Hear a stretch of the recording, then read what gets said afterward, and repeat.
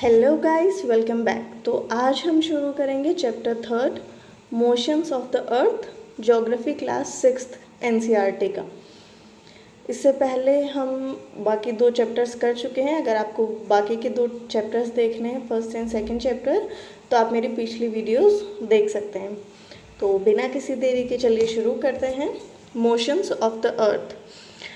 As you know that the earth has 2 type of motions, namely rotation and revolution।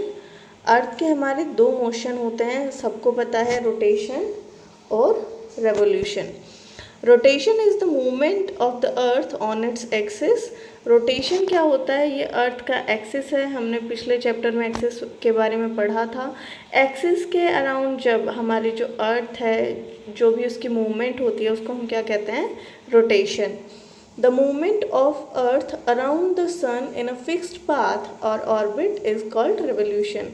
जो अर्थ की movement है सन के around एक fixed path में, मान लीजिए अर्थ है और ये अर्थ का पाथ है सन के अराउंड, तो ये क्या होगा आपका? Revolution. Okay, rotation on its axis and revolution around the sun. Okay, next, the axis of the earth, which is an imaginary line, makes an angle of 66.5 with its orbital plane। जो हमारा axis है अर्थ का वो थोड़ा सा tilted है, तो ये कितने एंगल पे टिल्टेड है? 66.5। किससे? अपने ऑर्बिटल प्लेन से। ये जो ऑर्बिटल प्लेन है उससे कितना टिल्टेड है? 66.5 degrees. Okay, the plane formed by the orbit is known as orbital plane. जो प्लेन हमारा ऑर्बिट फॉर्म करता है अर्थ के अराउंड, जो ऑर्बिट सन के अराउंड जो ऑर्बिट है अर्थ का, जो फिक्स्ड पाथ है, उसका हम जो प्लेन फॉर्म करेंगे उसको क्या कहते हैं? Orbital plane. ठीक है। The earth receives light from the sun. Earth हमारी सन से लाइट रिसीव करती है, ये हम पिछले चैप्टर्स में पढ़ चुके हैं। Due to the spherical shape of the earth, only half of it get light from the sun at a time। Spherical shape है हमारी अर्थ की, इसी वजह से जो अर्थ का सिर्फ आधे पार्ट पर लाइट पड़ती है। मान लीजिए अर्थ है तो और सन इस तरफ है, तो सिर्फ इसी आधे पार्ट पे हमारी एक टाइम पे लाइट पड़ती है अर्थ पे। ठीक है। The portion faces the sun experiences day while the other half away from the sun experiences light। यहाँ पे जितना पार्ट लाइट एक्सपीरियंस कर रहा है सन की, वहाँ पे क्या होगा? डे होगा, और जो अदर हाफ है वहाँ पे क्या होगा? नाइट होगा। ठीक है। जहाँ पे सन की रोशनी जा रही है वहाँ पे दिन होगा, और जहाँ पे नहीं जा रही है इस वाले पोर्शन पे, वहाँ पे क्या होगा? रात होगी। ठीक है। The circle that divides the day from night on the globe is called the circle of illumination. जो सर्कल हमारे डे और नाइट को डिवाइड करता है ग्लोब में, उसको हम क्या कहते हैं? Circle of illumination. ठीक है। इसको हम समझते हैं नीचे दिए गए डायग्राम से। यहाँ पे डायग्राम में आप देखिए, ये वाला डायग्राम जो है, ये तो एक्सिस है हमारा, यहाँ पे ये एक्सिस है नॉर्थ पोल और साउथ पोल के बीच में। ठीक है। ये जो आपकी लाइन दी गई है ना, ये क्या है? Circle of illumination. मतलब ये जो इधर वाला पार्ट है जो सन के पास है, वहाँ पे क्या आ रही है? लाइट आ रही है, तो वहाँ पे क्या होगा? डे। और जो अदर हाफ है जहाँ पे लाइट नहीं आ रही है, वहाँ पे क्या होगा? नाइट। और तो ये जो लाइन है या ये जो सर्कल है, इसको हम क्या कहते हैं? Circle of illumination. ठीक है। ये बात याद रखनी है, एक्सिस हमारा अलग है और जो हमारा सर्कल ऑफ इल्यूमिनेशन है वो अलग है। ठीक है। This circle does not coincide with the axis. Okay, the earth takes about 24 hours to complete one rotation around its axis. One rotation complete करने में अर्थ को कितना टाइम लगता है? 24 आवर्स, यानी कि हमारा एक दिन में या 24 आवर्स में अर्थ एक rotation, one rotation around its axis complete करती है। The period of rotation is also known as the earth day. इसी 24 आवर्स को हम क्या कहते हैं? अर्थ डे या वन कंप्लीट डे भी हम इसे कहते हैं। This is the daily motion of the earth. ये अर्थ का क्या है? डेली मोशन है। ठीक है। यहाँ पे एक और चीज़ हम समझ लेते हैं, ऑर्बिट प्लेन दिया गया है, यहाँ से 66.5 डिग्री टिल्टेड है, ये हमने पढ़ा। और ये जो orbital plane from the earth, orbital plane यहाँ पे 23.5 का एंगल बनता है, ये नॉर्थ पोल है, ये साउथ पोल है। इससे पहले हम पढ़ चुके हैं tropic of cancer, equator, tropic of capricorn, north pole, south pole, ये सब हम इसमें पढ़ चुके हैं। यहाँ पे arctic circle, antarctic circle 66.5 degree पे, इक्वेटर हमारा होता है 0 डिग्री पे, और ट्रॉपिक ऑफ कैप्रिकॉर्न हमारा रहेगा 23.5 डिग्री पे साउथ में, और ये सब ऊपर वाला इक्वेटर से ऊपर क्या रहता है नॉर्थ, इक्वेटर से नीचे हमारा क्या रहेगा साउथ। ठीक है, आगे बढ़ते हैं। कमिंग टू नेक्स्ट पेज, इसको थोड़ा सा जूम करेंगे हम। Okay, what would happen if the earth did not rotate? क्या होगा अगर हमारी अर्थ रोटेट ही ना करें? The portion of the earth facing the sun would always experience day. तो जो पार्ट, मान लीजिए ये हमारा अर्थ ऐसे रोटेट कर रही है अपने एक्सिस पे, वेस्ट टू ईस्ट हमारी जो अर्थ है वो रोटेट कर रही है।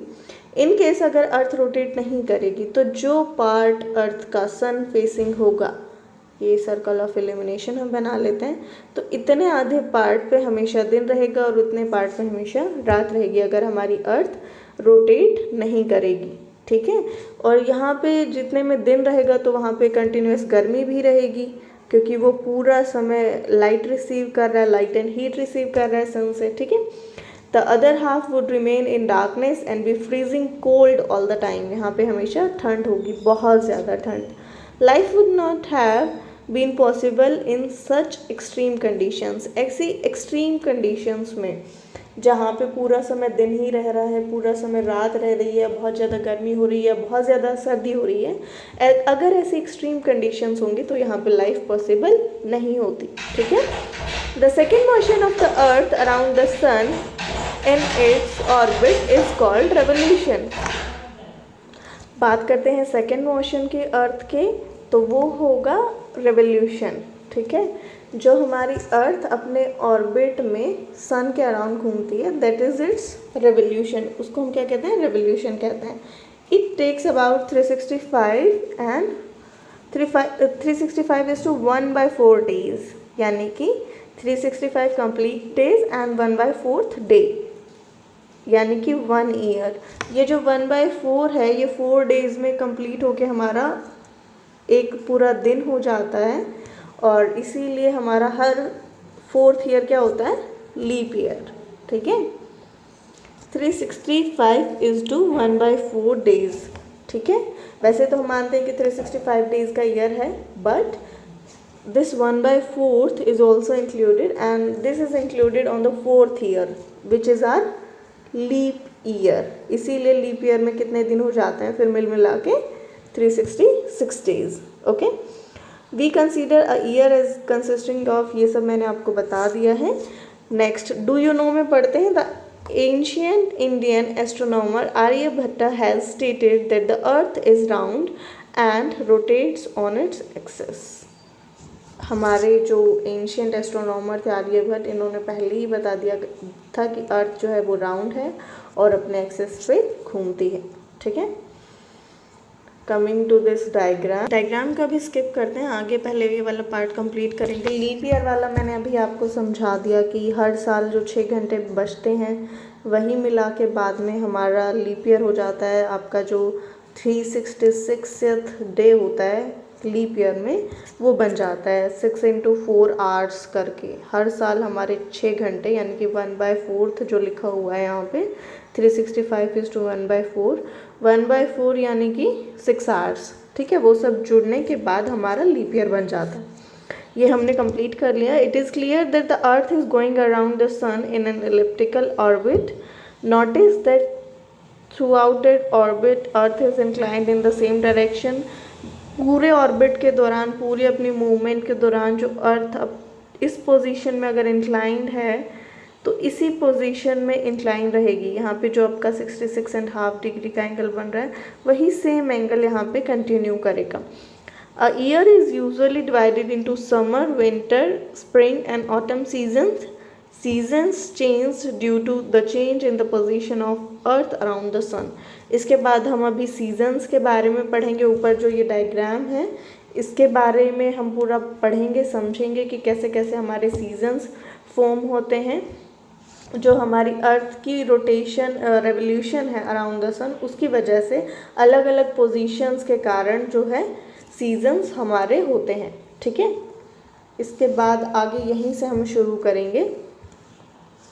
एक सेकेंड, इसको हम करेंगे जूम, पेज को करेंगे clear. Yes, that's it. Look at the figure 3.3. You will see that 21st June the northern hemisphere is tilted toward the sun. जो हमारा northern hemisphere है वो हमारे sun के पास tilted है। एक सेकेंड, हम एक पिक्चर इसमें ऐड कर लेते हैं। अब ठीक है, अब हमने इस पिक्चर को यहाँ पे लगा लिया हमारे रेफरेंस के लिए।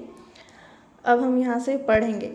You will notice that 21st जून पे जाते हैं यहाँ पे।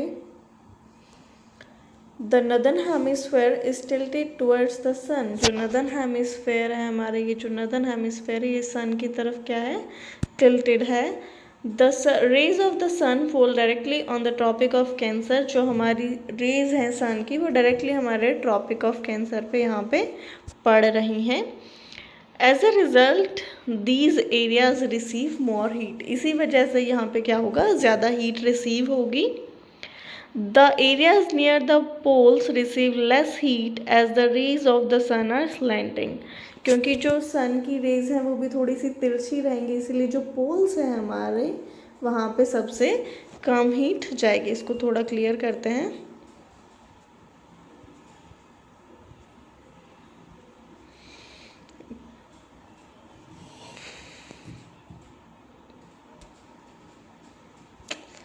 पिक्चर को फिर से एक बार ऐड करेंगे यहाँ से, लाइक दिस। हाँ, तो ये जो है हमारा इसी वजह से समर सोल्स्टिस हो गया, क्योंकि अर्थ पे जो सनरेज हैं वो डायरेक्ट ट्रॉपिक ऑफ कैंसर पे जा रही हैं, पोल्स पे हमारी हीट नहीं जा रही है। The North Pole is inclined toward the sun and places beyond the Arctic Circle experience continuous daylight for about 6 months। जो आर्कटिक सर्कल के बियॉन्ड जो एरिया है यहाँ पे क्या होगा, कंटिन्यूस 6 मंथ तक आपकी लाइट यानी कि दिन रहेगा। कंटिन्यूस डे लाइट होने की वजह से लगातार 6 महीने तक दिन रहेगा। आपने सुना भी होगा कि 6 महीने दिन रहता है, 6 महीने रात रहती है। तो वो beyond Arctic circle and beyond आपका एंटार्क्टिक सर्कल ऐसा होता है। Since a large portion of northern hemisphere is getting light from the sun, it is summer in the regions from the equator। North of equator में क्या होगा, summer होगा, and south the equator हमारा क्या होगा, विंटर होगा। The longest day and the shortest night at these places occur on 21 जून। जो हमारा लॉन्गेस्ट डे होगा 21 जून को हमारा क्या होगा, लॉन्गेस्ट डे होगा, और जो हमारा शॉर्टेस्ट नाइट होगी। सबसे बड़ा दिन और सबसे छोटी रात कब होती है हमारी, 21 जून को। 21 जून को क्या होता है, summer solstice. Okay, at this time in the southern hemisphere all this conditions are reversed. Southern hemisphere में यही सब उल्टा हो जाएगा। वहाँ पे इस समय क्या हो रहा होगा, आपका longest night and shortest day. ठीक है, ऐसा होगा। वहाँ पे सर्दी होगी, यही मैंने आपको बताया, रातें लंबी होंगी। The position of the earth is called summer solstice. Summer solstice के बारे में आई गेस क्लियर है इतना। आगे बढ़ते हैं। On 22 December the tropic of capricorn. यहाँ पे दिसंबर में यहाँ पे हमारा जो ट्रॉपिक ऑफ कैप्रिकॉर्न है ये सबसे ज़्यादा लाइट रिसीव करेगा, एंड इसीलिए यहाँ पे क्या होंगी, विंटर्स होंगी। ठीक है, विंटर्स होंगी, और जो हमारा दिन होगा वो छोटा हो जाएगा और रात क्या हो जाएगी, बड़ी हो जाएगी। आपको पता है 25 दिसंबर क्रिसमस को हम क्या कहते हैं, बड़ा दिन भी कहते हैं ना ऐसे। लेकिन वो सदर्न हेमिस्फेयर में। Okay, therefore it is summer in the southern hemisphere, southern hemisphere में समर होगी, इसीलिए वहाँ पे दिन बड़े होंगे, और जो उल्टा होगा वो कहाँ पे होगा, नदर्न हेमिस्फेयर में। ठीक है, this position of the earth is called winter solstice. Do you know that Christmas is celebrated in Australia in summer season. Australia में जो क्रिसमस होता है वो समर सीजन में होता है, इसीलिए मैंने कहा कि वहाँ पे क्या होता है, ये बड़ा दिन होता है। ठीक है, साउथ में, सदर्न हेमिस्फेयर में। Okay, On 21st March and September 23rd, direct rays of the sun fall on the equator. यहाँ पे इक्वेटर पे डायरेक्ट हमारी सन रेज जा रही हैं, यहाँ पे भी इक्वेटर पे डायरेक्ट हमारी सन रेज जा रही हैं। ठीक है, at this position neither of the poles are tilted towards the sun, कोई भी पोल सन की टुवर्ड्स टिल्टेड नहीं होता है। So the whole earth experiences equal days and nights. Equinoxes हम इसीलिए इनको कहते हैं क्योंकि यहाँ पे इक्वल डेज एंड नाइट्स होता है। इसको थोड़ा सा क्लियर करते हैं यहाँ से।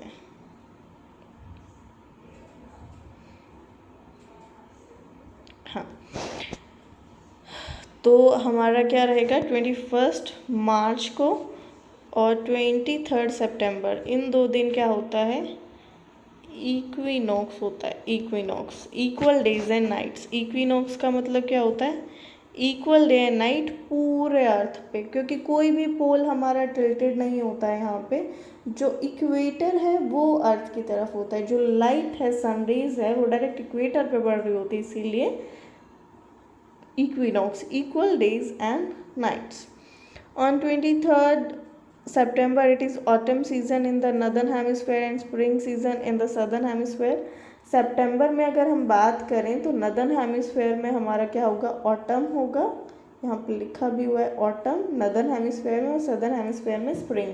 इसका उल्टा होगा आपका यहाँ पे 21 मार्च के दिन ऑटम आपका होगा सदर्न में, यहाँ पे ऑटम आपका नदर्न में है, और आपका नदर्न हेमिस्फेयर में यहाँ पे स्प्रिंग होगा, यहाँ पे सदर्न हेमिस्फेयर में स्प्रिंग होगा। ठीक है, तो इतना समझ आया कि जो हमारी पोजीशन ऑफ अर्थ है उसकी वजह से कैसे सीजन्स चेंज होते हैं, विच इज स्प्रिंग एंड ये सब हमने पढ़ लिया है।